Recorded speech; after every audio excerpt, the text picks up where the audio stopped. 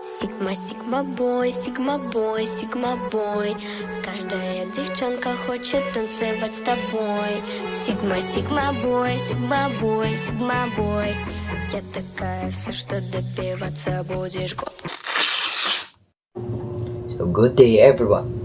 So in my childhood, this is my face and this is my voice. You are my baby. So in my childhood, I'm a masculine and I'm a man, of course.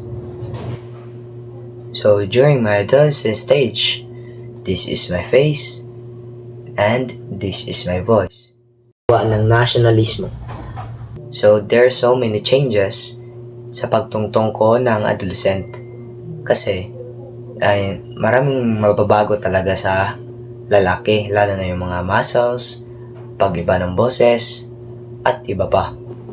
So during my adolescent stage, I have experienced also to be in a relationship.